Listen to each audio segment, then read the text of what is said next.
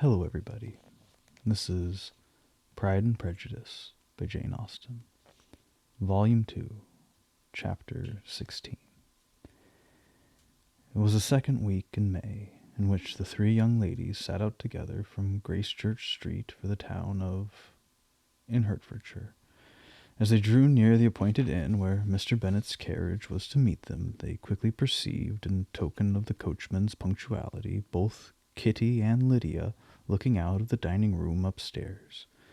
These two girls had been about an hour in the place, happily employed in visiting an opposite milliner, watching the sentinel on guard, and dressing a salad and cucumber. After welcoming their sisters, they triumphantly displayed a table set out with such cold meat as an inn larder usually affords, exclaiming, "Is not this nice? Is not this an agreeable surprise? And we mean to treat you all," added Lydia, "but you must lend us the money, for we have just spent ours at the shop out there." Then, showing her purchases, "Look here, I've bought this bonnet. I do not think it is very pretty, but I thought I might as well buy it as not. I shall pull it to pieces as soon as I get home, and see if I can make it up any better." And when her sisters abused it as ugly, she added, with perfect unconcern, "Oh, but there were 2 or 3 much uglier in the shop, and when I have bought some prettier colored satin to trim it with fresh, I think it will be very tolerable.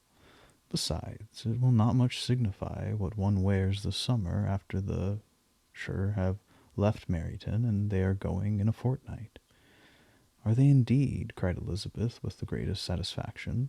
"They are going to be encamped near Brighton, and I do so want papa to take us there for the summer. It would be such a delicious scheme, and I dare say would hardly cost anything at all. Mamma would like to go too, of all things. Only think what a miserable summer else we shall have." Yes, thought Elizabeth, that would be a delightful scheme indeed, and completely due for us at once.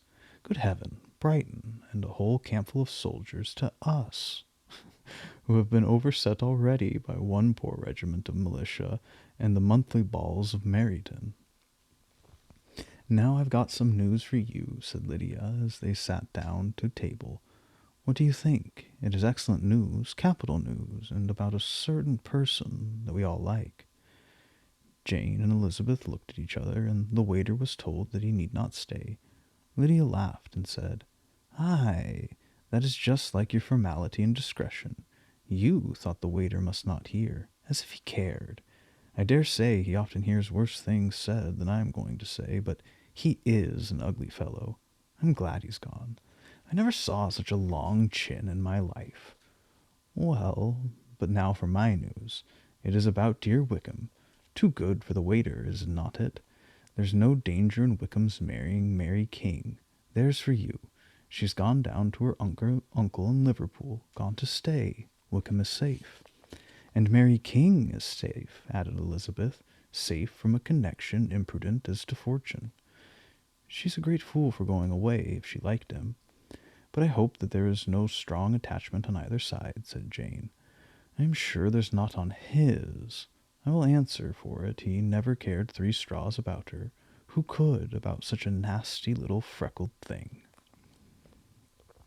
Elizabeth was shocked to think that, however incapable of such coarseness of expression herself, the coarseness of the sentiment was little other than her own breast had formerly harbored and fancied liberal. As soon as all had ate and the elder ones paid, the carriage was ordered, and after some contrivance the whole party, with all their boxes, work-bags, and parcels, and the unwelcome addition of Kitty's and Lydia's purchases, were seated in. "How nicely we are crammed in," cried Lydia. "I'm glad I bought my bonnet, if it is only for the fun of having another bandbox. Well, now let us be quite comfortable and snug, and talk and laugh all the way home. And in the first place, let us hear what has happened to you all since you went away. Have you seen any pleasant men? Have you seen any flirting? I was in great hopes that one of you would have got a husband before you came back. Jane will be quite an old maid soon, I declare. She's almost 23. Lord, how ashamed I should be of not being married before 23. My Aunt Phillips wants you so to get husbands. You can't think. She says Lizzie had better have taken Mr. Collins, but I do not think there would have been any fun in it. Lord, how I should like to be married before any of you, and then I would chaperone you about to all the balls. Dear me, we had such a good piece of fun the other day at Colonel Forster's. Kitty and me were to spend the day there, and Mrs. Forster promised to have a little dance in the evening. By the by, Mrs. Forster and me are such friends. And so she asked the two Harringtons to come, but Harriet was ill, and so Pen was forced to come by herself. And then, what do you think we did? We dressed up Chamberlain in women's clothes, and purposed to pass for a lady. Only think what fun! Not a soul knew of it but the Colonel and Mrs. Forster, and Kitty and me, except my aunt, for we were forced to borrow one of her gowns, and you cannot imagine how well he looked. When Denny and Wickham and Pratt and 2 or 3 more of the men came in, they did not know him in the least. Lord, how I laughed, and so did Mrs. Forster. I thought I should have died, and that made the men suspect something, and then they soon found out what was the matter. With such kind of histories of their parties and good jokes did Lydia, assisted by Kitty's hints and additions, endeavour to amuse her companions all the way to Longbourn. Elizabeth listened as little as she could, but there was no escaping the frequent mention of Wickham's name. The reception at home was most kind. Mrs. Bennet rejoiced to see Jane in undiminished beauty, and more than once during dinner did Mr. Bennet say voluntarily to Elizabeth, "I'm glad you're come back, Lizzie." Their party in the dining-room was large, for almost all the Lucases came to meet Maria and hear the news, and various were the subjects which occupied them. But Lady Lucas was inquiring of Maria across the table after the welfare and poultry of her eldest daughter. Mrs. Bennet was doubly engaged, on one hand collecting an account of the present fashions from Jane, who sat some way below her, and on the other retailing them all to the younger Miss Lucases. And Lydia, in a voice rather louder than any other person's, was enumerating the various pleasures of the morning to anybody who would hear her. "Oh, Mary," said she, "I wish you had gone with us, for we had such fun as we went along." Kitty and me drew up all the blinds and pretended there was nobody in the coach, and I should have gone so all the way if Kitty had not been sick, and when we got to the George, I do think we behaved very handsomely, for we treated the other 3 to the nicest cold luncheon in the world, and if you would have gone, we would have treated you too. And then, when we came away, it was such fun. I thought we never should have got into the coach. I was ready to die of laughter, and then we were so merry all the way home. We talked and laughed so loud that anybody might have heard us 10 miles off. To this, Mary very gravely replied, "Far be it from me, my dear sister, to depreciate such pleasures. They would doubtless be congenial with the generality of female minds, but I confess they would have no charms for me. I should infinitely prefer a book." But of this answer Lydia heard not a word. She seldom listened to anybody for more than half a minute, and never attended to Mary at all. In the afternoon, Lydia was urgent with the rest of the girls to walk to Meryton to see how everybody went on, but Elizabeth steadily opposed the scheme. It should not be said that the Miss Bennets could not be at home half a day before they were in pursuit of the officers. There was another reason, too, for her opposition. She dreaded seeing Wickham again, and was resolved to avoid it as long as possible. The comfort to her of the regiment's approaching removal was indeed beyond expression. In a fortnight they were to go, and once gone, she hoped there could be nothing more to plague her on his account. She had not been many hours at home before she found that the Brighton scheme, of which Lydia had given them a hint at the inn, was under frequent discussion between her parents. Elizabeth saw directly that her father had not the smallest intention of yielding, but his answers were at the same time so vague and equivocal that her mother, though often disheartened, had never yet despaired of succeeding at last. Chapter 17. Elizabeth's impatience to acquaint Jane with what had happened could no longer be overcome, and at length resolving to suppress every particular in which her sister was concerned, and preparing her to be surprised, she related to her the next morning the chief of the scene between Mr. Darcy and herself. Miss Bennet's astonishment was soon lessened by the strong sisterly partiality which made any admiration of Elizabeth appear perfectly natural, and all surprise was shortly lost in other feelings. She was sorry that Mr. Darcy should have delivered his sentiments in a manner so little suited to recommend them, but still more was she grieved for the unhappiness which her sister's refusal must have given him. His being so sure of succeeding was wrong, said she, and certainly ought not to have appeared, but consider how much it must increase his disappointment. Indeed, replied Elizabeth, I am heartily sorry for him, but he has other feelings which will probably soon drive away his regard for me. You do not blame me, however, for refusing him? Blame you? Oh, no. But you blame me for having spoken so warmly of Wickham. No, I do not know that you were wrong in saying what you did, but you will know it when I have told you what happened the very next day. She then spoke of the letter, repeating the whole of its contents as far as they concerned George Wickham. What a stroke was this for poor Jane, who would willingly have gone through the world without believing that so much wickedness existed in the whole race of mankind, as was here collected in one individual. Nor was Darcy's vindication, though grateful to her feelings, capable of consoling her for such discovery. Most earnestly did she labor to prove the probability of error, and seek to clear one without involving the other. This will not do, said Elizabeth. You never will be able to make both of them good for anything. Take your choice, but you must be satisfied with only one. There is but such a quantity of merit between them, just enough to make one good sort of man, and of late it has been shifting about pretty much.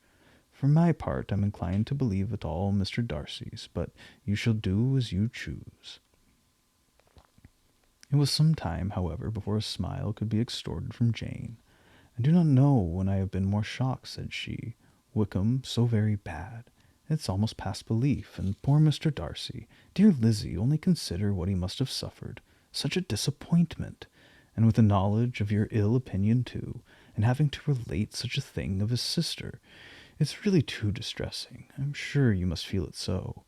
Oh, no, my regret and compassion are all done away by seeing you so full of both. I know you will do him such ample justice that I'm growing every moment more unconcerned and indifferent.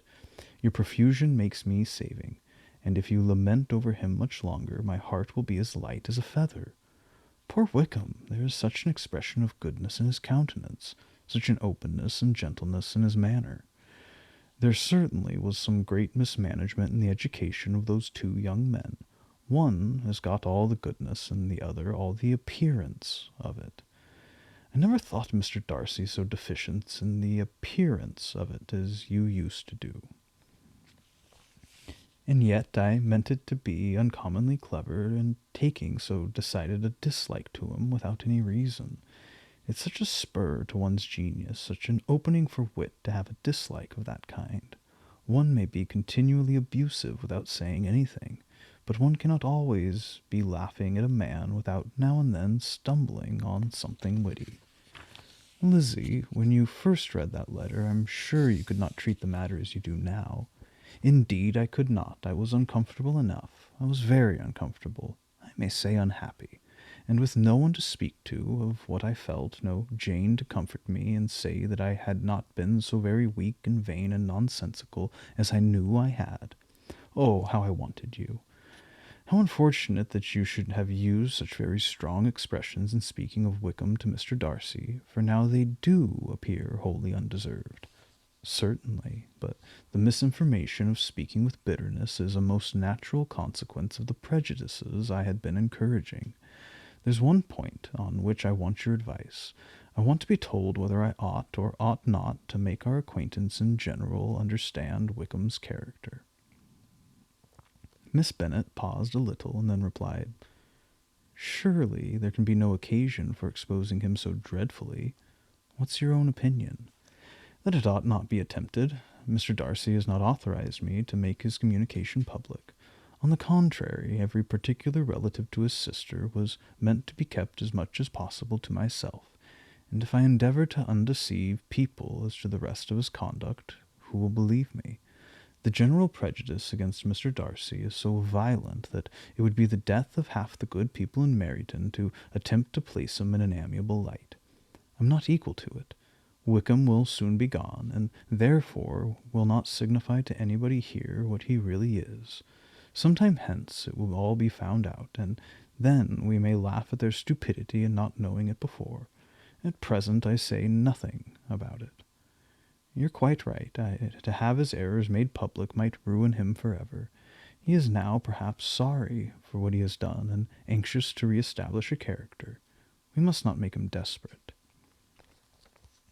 The tumult of Elizabeth's mind was allayed by this conversation. She got rid of 2 of the secrets which had weighed on her for a fortnight, and was certain of a willing listener in Jane whenever she might wish to talk again of either.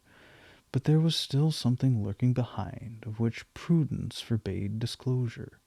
She dared not relate the other half of Mr. Darcy's letter, nor explain to her sister how sincerely she had been valued by his friend. Here was knowledge in which no one could partake, and she was sensible that nothing less than a perfect understanding between the parties could justify her in throwing off this last encumbrance of mystery. And then, said she, if that very improbable event should ever take place, I shall merely be able to tell what Bingley may tell in a much more agreeable manner himself. The liberty of communication cannot be mine till it has lost all its value. She was now, on being settled at home, at leisure to observe the real state of her sister's spirits. Jane was not happy. She still cherished a very tender affection for Bingley. Having never even fancied herself in love before, her regard had all the warmth of first attachment, and from her age and disposition greater steadiness than first attachments often boast, and so fervently did she value his remembrance and prefer him to every other man, that all her good sense and all her attention to the feelings of her friends were requisite to check the indulgence of those regrets, which must have been injurious to her own health and their tranquillity. "Well, Lizzie," said Mrs. Bennet one day, "what's your opinion now of the sad business of Jane's? For my part, I'm determined never to speak of it again to anybody. I told my sister Phillips so the other day, but I cannot find out that Jane saw anything of him in London.